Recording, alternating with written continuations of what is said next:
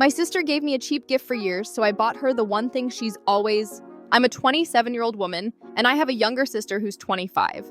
Growing up, we were close, but our relationship was never simple. It always had this underlying tension, a mix of love, rivalry, and that low-key competition that never really goes away. She was the quirky, artsy one who lived in her own world, and I was the responsible, predictable older sister. That dynamic showed up everywhere, from how we handled school to how we celebrated things like birthdays. And in our family, birthdays were huge. Let me paint the picture. My family treats birthdays like a mini Oscars night. It's not just about cake and candles, it's about going all out with gifts. Thoughtful, extravagant, Pinterest-worthy gifts. It became this unspoken competition to see who could nail the perfect present. Everyone played the game, except my sister. Her gifts were always off. Not in a she's broke kind of way, but in a she just doesn't care kind of way. Her defense? It's my quirky sense of humor, and everyone else would laugh like it was endearing. Except for me. It wasn't like I expected diamonds or designer handbags, but I wanted effort.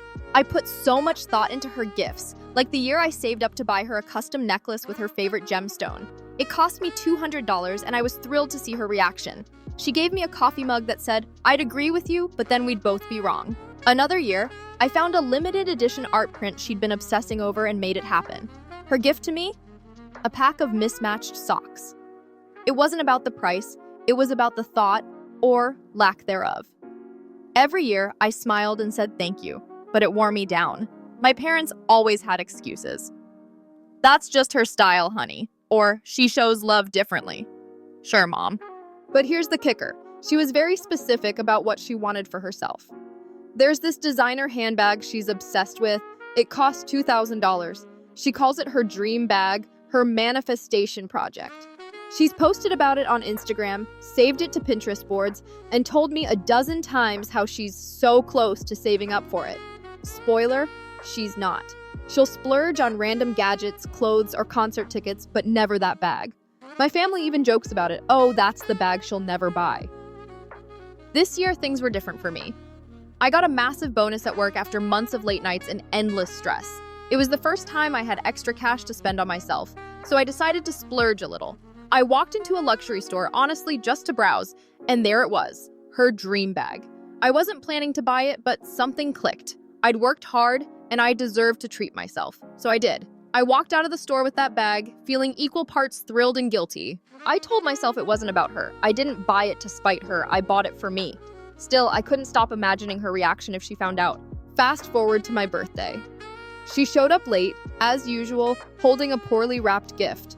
When I opened it, it was a secondhand keychain with a broken latch. She grinned and said, "It reminded me of you." Everyone laughed awkwardly, but I just stared at it. Something snapped inside me. Years of feeling brushed aside like I didn't matter hit me all at once.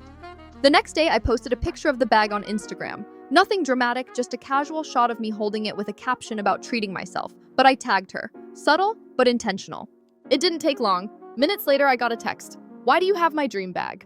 And that's when everything spiraled. She blew up my phone, accusing me of being petty and selfish. She said I bought it just to rub it in her face. I told her the truth, that it wasn't about her, that I'd worked hard and deserved something nice. She didn't buy it. She brought up every gift she'd ever given me, twisting it like I was ungrateful for her quirky humor. The family group chat exploded. My parents chimed in, saying I should have known better, that I was being mean-spirited. Even my aunt weighed in, calling it a low blow. But for the first time, I didn't care. I was tired of bending over backward to accommodate her. Now my sister isn't speaking to me and my parents are disappointed. But you know what? Every time I look at that bag, I feel a strange sense of peace. It's not about the leather or the label. It's about finally putting myself first. Update 1. The moment the text popped up on my phone, "Why do you have my dream bag?" I knew my sister wasn't just annoyed. She was livid. You know that kind of irrational anger where you can almost feel it through the screen? That was her. I barely had time to process the text before my phone started buzzing. It was her, of course. I picked up and she didn't even give me time to say hello. Her voice was sharp, almost cutting through the line. "What is your problem?" she demanded. "Why would you do this to me? How could you have the audacity to buy my dream bag?" I stayed calm, more out of habit than anything else. "This isn't about you," I said evenly. "I bought it because I liked it. I wanted to treat myself. That's it." But if you've ever dealt with someone like her, you know logic doesn't fly in these situations. She wasn't having it. She accused me of being selfish, of rubbing it in her face, of stealing something she had been talking about for years. I reminded her that I didn't owe her anything. I pointed out that she'd had plenty of time to buy it herself if it meant so much to her. That shut her up. Temporarily. The call ended abruptly, but I knew it wasn't over. It's never that easy with her. Within the hour, my parents were on the phone, because of course she had already run to them. My mom started off soft, her tone almost apologetic, but it didn't take long for the guilt tripping to start. "You know how much she's always wanted that bag," she said, as if I'd somehow forgotten the years of her obsessing over it. "It just doesn't look good for you to buy it, knowing how much she cares." Then my dad chimed in. He has this way of making things sound reasonable when they're not. "Would it really hurt you to let her have it?" he said, as if I was hoarding some rare artifact instead of a handbag. I stood my ground. I reminded them politely that my sister had a history of cheap, thoughtless gifts. I told them about all the times I'd gone out of my way to give her meaningful, expensive presents and how she'd never reciprocated, ever. Their response, "That's just how she is." If I hadn't already been frustrated, that would have done it, but I kept my voice steady. "The bag isn't about her," I said firmly. "I bought it for me, with my own money, and I don't owe her or anyone an explanation." That didn't sit well. My parents called me stubborn and petty, throwing in the classic line about how family relationships are more important than material things. Sure, except it was her turning a bag into a war, and then, because apparently this wasn't enough of a circus, my sister took it to social media. She didn't name me directly, but the posts were clearly about me. One had a picture of the bag with the caption, "Imagine buying this just to hurt someone you're supposed to care about." Another said, "Some people really don't understand how to be a decent sibling." At first, I ignored it. I figured she'd vent and move on. But no, mutual friends started messaging me. Some were genuinely confused, asking for my side of the story. Others had clearly already picked a side, hers. One friend even sent me a screenshot of her Instagram story. She was milking it, painting herself as the poor, betrayed sister whose dream had been cruelly snatched away. It was exhausting. But then something unexpected happened. My coworkers started noticing the bag. A few of them complimented it, asking where I got it and saying how beautiful it was. For a brief moment, I felt validated, reminded of why I bought it in the first place. I'd worked hard and this was a reward for me. And still, my sister wasn't done. That night, she sent me a novel-length text. It was full of dramatic phrases about betrayal, guilt-tripping lines about how she'd never forgive me, and an overly emotional sign-off about how I'd ruined her dream. I didn't reply. The next day, my mom called again. This time, she tried to pitch it as a compromise. "What if you gave her the bag as a peace offering?" she suggested, like it was some sort of grand diplomatic solution. I almost laughed. "No," I said simply. "I'm not rewarding her entitlement." That answer didn't go over well. My mom sighed, the kind of sigh that makes you feel like you've disappointed the entire family. My sister, meanwhile, escalated her social media campaign. The passive-aggressive posts turned into outright hostility. She even shared screenshots of our texts, carefully cropped to make me look like the villain. More messages rolled in. Some friends wanted to hear my side, but others just told me to apologize and give her the bag to keep the peace. One even accused me of being cruel for holding on to something that meant the world to her. But I wasn't budging. The bag was mine. It wasn't about her, no matter how much she tried to make it seem that way. By the end of the week, I'd had enough. I blocked her on social media to stop seeing her posts. That didn't stop her from texting me, though. Every message was a variation of the same theme: guilt-tripping, emotional manipulation, and demands for the bag. It felt like everyone was against me, my sister, my parents, even some of our friends. But for the first time in years, I was putting myself first. And no matter how much they tried to guilt me into backing down, I wasn't going to let them take that away from me. Update 2, I did not want to go to the family dinner. Honestly, who would? After everything that had gone down recently, the thought of sitting at that table felt like willingly walking into a trap. But skipping it wasn't really an option. It would only make things worse, and my parents had already made it abundantly clear that my attendance was not optional. So, with a heavy heart and a pit in my stomach, I went. Every second leading up to it was drenched in dread, like waiting for a storm to hit when you can already feel the first drops of rain. When I walked in, the tension was so thick it could have been cut with a knife. My sister was at the far end of the table, her face buried in her phone, scrolling furiously like it was the only thing keeping her grounded. She did not look up. She did not say hello. Honestly, I did not expect her to.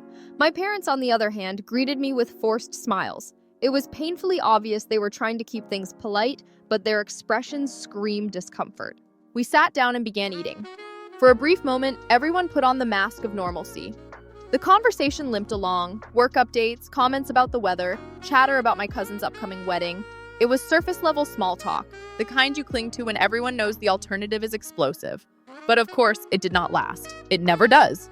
My dad set his fork down, the sound unnervingly loud in the quiet room. He cleared his throat, a universal signal for brace yourself. "We need to talk about this bag situation," he said, shattering the fragile illusion of peace. I looked up, meeting his gaze. My sister, predictably, kept her head down, her fork stabbing her salad like it had personally offended her. My mom gave me that look, the one that's equal parts pleading and blaming, as if I was the one who had single-handedly created this mess. I took a deep breath and calmly, again, explained my stance. It was my purchase, my money, my decision. I didn't see why it was anyone else's business. That's when my sister decided to chime in. Her voice was shaky, tears already welling up before she'd even said much.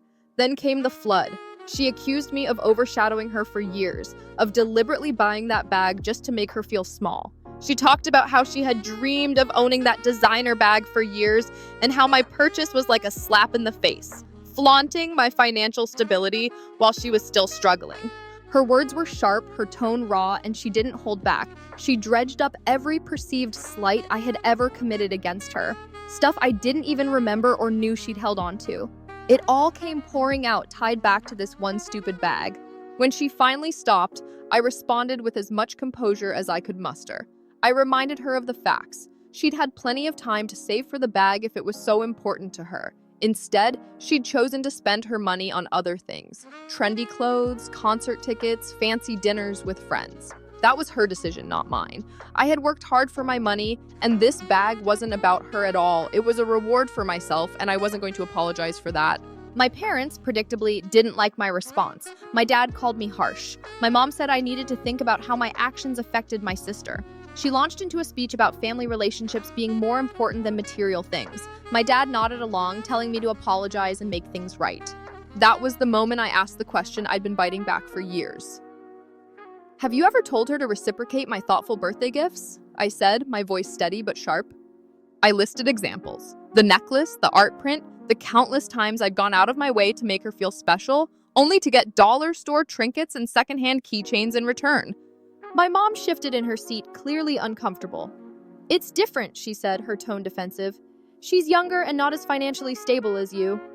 My dad added, "She has a more artistic way of expressing herself," as if that was some kind of magical excuse. The room went dead silent.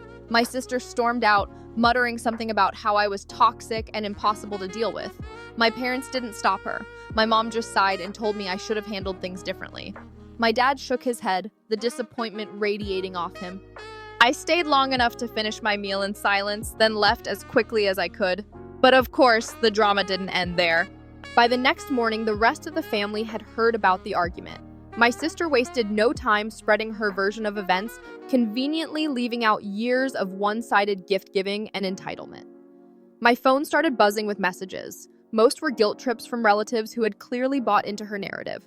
One cousin even sent a novel-length message about how family should come first and how giving her the bag could be a gesture of love that might fix the relationship, and I didn't respond. To my surprise, one cousin sided with me. She said my sister needed to grow up, but the overwhelming majority painted me as the villain. I've decided to take a step back. I'm limiting contact with my parents and ignoring most of the messages from relatives. I need space. From the guilt tripping, the drama, the endless expectation that I'm the one who always has to compromise. This whole thing started as a disagreement about a bag, but it's become so much bigger. A spotlight on years of unequal treatment and unspoken resentment. I don't know what happens next, but I'm done being the only one expected to fix everything. Update 3. So things have officially spiraled out of control. My sister decided to take this whole drama to its natural next step, social media. Yep, she went full-on public broadcast mode. She posted a ridiculously long Instagram story, complete with over-the-top captions, strategically placed emojis, and a narrative so carefully curated it could win awards for fiction. In her version of events, I was the ultimate villain, a greedy, spiteful sibling who bought her dream bag out of pure malice. She didn't stop there. Oh no, she went all in. Screenshots of our text exchanges? Check. Obviously cropped and taken out of context to make her look like the victim? Double check. A photo of the bag itself, complete with a dramatic caption about how it symbolized everything wrong with certain people. Of course, it was a whole production, and honestly, it was almost impressive how much effort she put into it. At first, I rolled my eyes and thought, okay, this is peak my sister being extra. Let her have her moment. But then things started blowing up. Her story gained traction, like serious traction. Friends of friends started commenting, and random strangers joined in, tagging me in their replies and calling me all kinds of colorful names: petty, selfish, heartless. It was like watching a snowball turn into an avalanche in real time. My phone wouldn't stop buzzing. Every notification felt like a fresh wave of hate, and it was overwhelming. I started avoiding my phone altogether because, honestly, who wants to scroll through a feed of strangers tearing them apart based on half a story? I'll admit there was a moment where I seriously considered fighting back. I drafted this long post laying out everything: the years of one-sided gift-giving, the entitled attitude, the real reason I bought the bag, and yes, even some literal receipts for good measure. But as I hovered over the post button, I stopped. What was the point? Feeding into the drama wasn't going to change her mind, and it sure as hell wasn't going to make me feel any better. Instead, I called my best friend, someone who had been following this whole saga from the beginning. She let me vent for like an hour straight, patiently listening to my rant about how ridiculous it all was. When I finally ran out of steam, she gave me the advice I didn't realize I desperately needed: ignore the noise. Most of the people dragging me didn't know the full story and probably didn't even care to. Engaging would only throw more fuel on the fire. So that's what I did. I left my sister's posts unanswered and tried to move on. I kept using the bag. It's a great bag after all, and decided I wasn't going to let her or anyone else dictate my life. At work, my coworkers would compliment it like nothing was wrong, blissfully unaware of the chaos it represented in my personal life. Those little moments of normalcy were honestly such a relief. It was like a reminder that outside the Instagram bubble, none of this mattered. But, of course, my sister wasn't ready to let it go. She doubled down on her campaign against me. She started pushing my parents to intervene more aggressively, and guess what? They did. I got another round of calls from them, asking me to reconsider attending a family meeting to resolve the issue. I declined their pleas, telling them I was done explaining myself. My mother let out one of those deep, theatrical sighs that carry 1,000 silent judgments. She told me my refusal was making things harder for everyone, as if I had single-handedly disrupted the balance of the universe. My dad chimed in with his typical conflict-avoidant approach, suggesting that I should just let my sister have the bag to end all the drama. But I held my ground. "No," I said firmly, cutting through the tension like a knife. Then I ended the call. I knew what was coming next. This was far from over. It didn't take long for my sister to try a new tactic. She switched from outright demands to emotional manipulation, bombarding me with long, tear-soaked messages. She painted a picture of the bag as this tragic symbol of her failures, a reminder of every time life had knocked her down. She claimed seeing me with it was like a dagger to her heart, crushing her spirit in ways I apparently couldn't begin to comprehend. I didn't reply. Each message went straight to the trash. Delete, delete, delete. I wasn't going to engage in this exhausting cycle, and I wasn't about to let her guilt trip me into submission. Then a mutual friend reached out, trying to play peacemaker. Her suggestion was simple. Why didn't my sister save up for the bag herself instead of expecting me to hand it over? It was a reasonable, adult solution. Too reasonable, as it turned out. When the friend relayed the idea, my sister's response was predictably over the top. She claimed she couldn't afford it and deserved the bag as compensation for the emotional trauma I had allegedly inflicted upon her. The friend later admitted she was frustrated with my sister's entitlement but felt there wasn't much else she could do to mediate. To my surprise, a few other mutual friends started quietly reaching out to show support. One sent me a private message saying she'd seen my sister's dramatic social media posts and thought the whole situation was ridiculous. Another shared her own experience, recounting how she had once been on the receiving end of my sister's selfishness and wasn't at all shocked by her current behavior.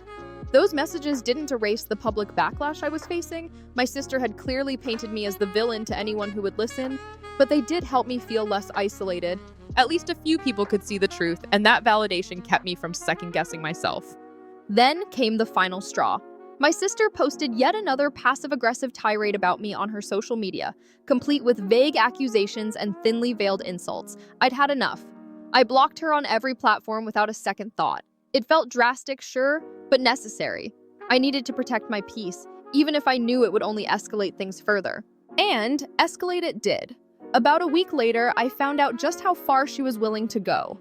A coworker sent me a link to a GoFundMe campaign she had launched, titled something absurd like, "Help me finally achieve my dream." The description was as melodramatic as you'd expect, filled with vague references to a greedy sibling who had wronged her. She conveniently omitted any mention of the actual circumstances, leaving readers to fill in the blanks with their own assumptions. The goal amount, $2,000. The exact price of the bag.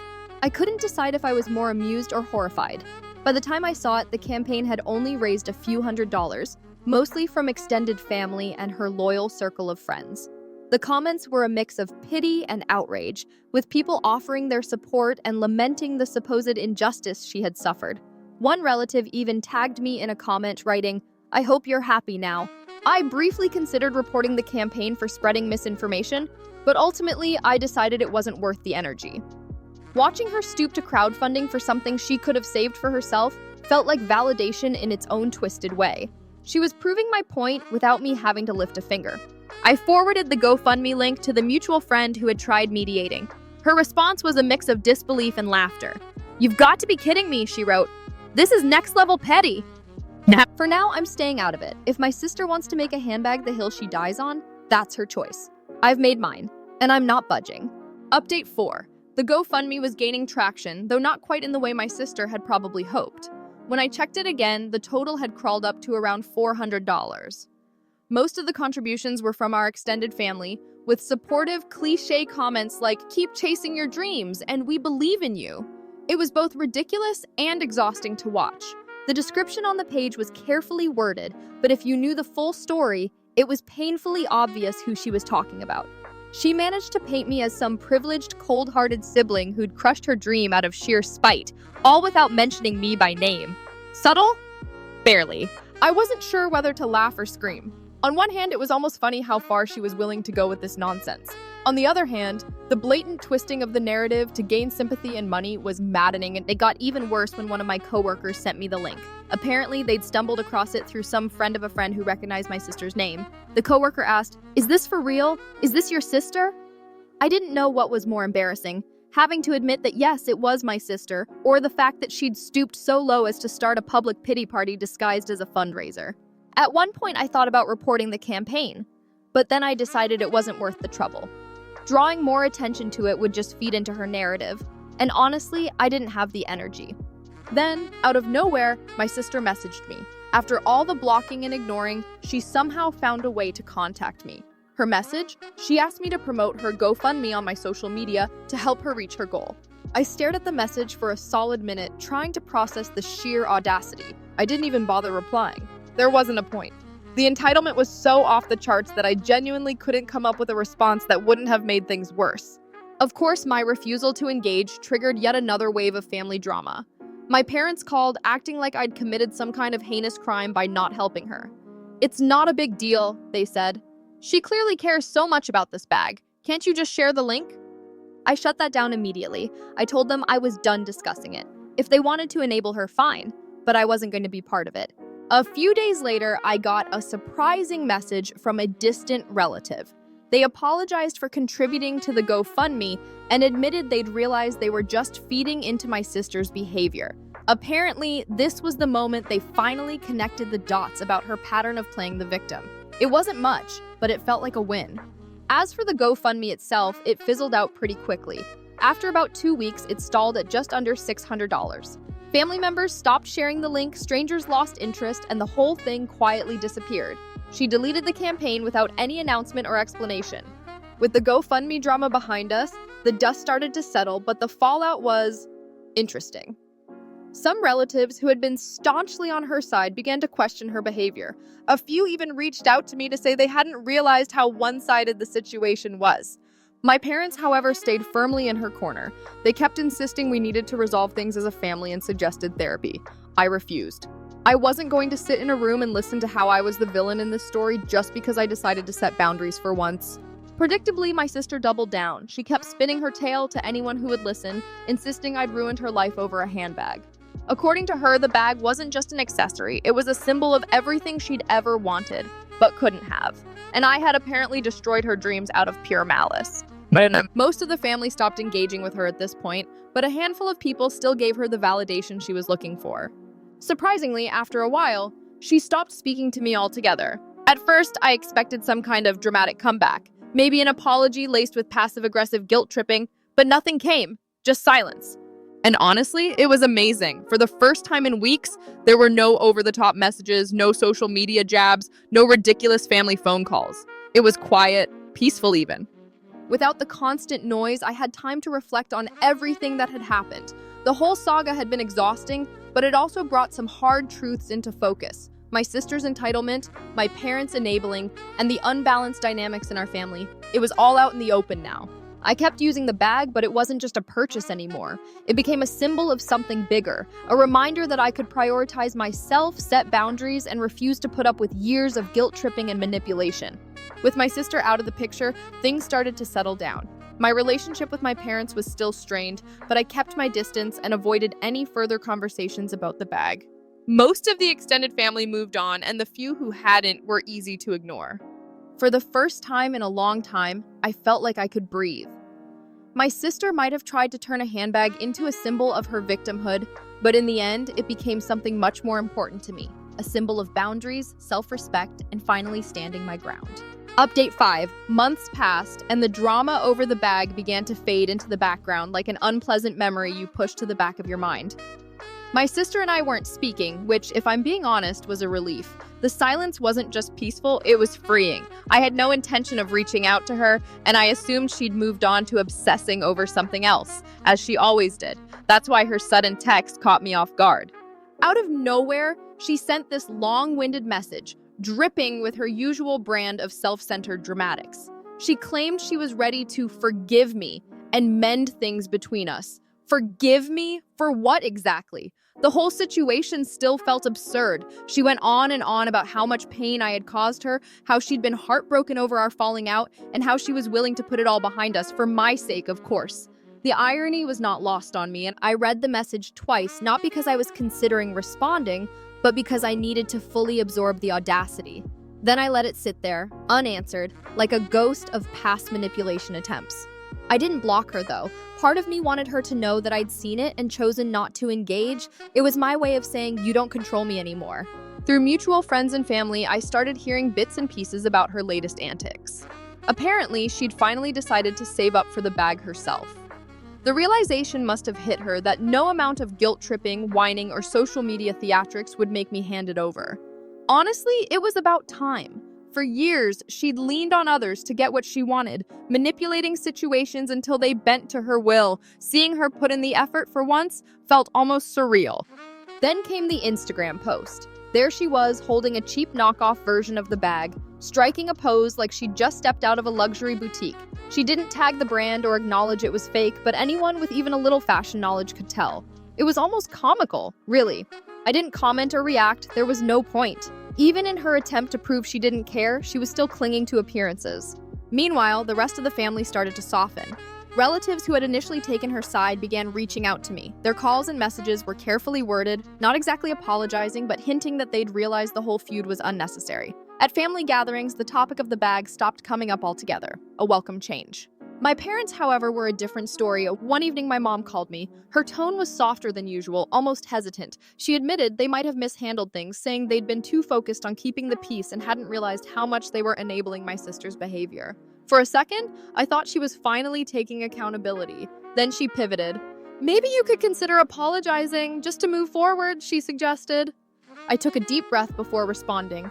I'm not holding a grudge, Mom, but I'm also not apologizing for standing up for myself. Respect has to go both ways. She sighed, clearly frustrated, but didn't push further. That was a small victory in itself. Around this time, I noticed something else. The gifts I received from family members started to change. Birthdays and holidays brought thoughtful, meaningful presents. Items that felt like they were chosen with care. It was almost as if they were trying to make up for years of imbalance. I didn't ask why or bring it up, but it was hard not to notice. Whatever the reason, guilt, effort, or a mix of both, I wasn't complaining. As for my sister, she eventually bought the real bag. I saw it in yet another Instagram post. This time, it was unmistakably authentic. She held it up with a smug smile, captioned with a single word, "Finally." There was no acknowledgement of the chaos it had caused, no hint of the months of drama leading up to it. Classic her. By then, though, I didn't care. The bag had stopped being a source of contention and had become something else entirely, a symbol of why I needed boundaries. Every time I used it, it felt less like a luxury purchase and more like a reminder of my decision to prioritize myself. It wasn't about the money or materialism, it was about taking control of my life. In the months that followed, my sister and I maintained a strange kind of distance, not hostile, but not close either. At family events, we kept it civil, sticking to safe topics like work or mutual acquaintances. The dramatic outbursts and passive-aggressive digs were gone, replaced by a kind of awkward truce. Mutual friends stopped bringing up the incident too. It was as if everyone silently agreed to let it fade into the past. The last time I really thought about the whole ordeal was during a work trip. I was sitting in the airport, the bag next to me, when a stranger complimented it. They asked where I'd gotten it, and I smiled, thanked them, and gave a simple answer. It didn't even cross my mind to mention the months of chaos it had caused. Looking back, I'm proud of how I handled everything. It wasn't easy, but standing my ground was worth it. For the first time in a long time, I chose myself. And that, more than anything, is what I'll carry with me.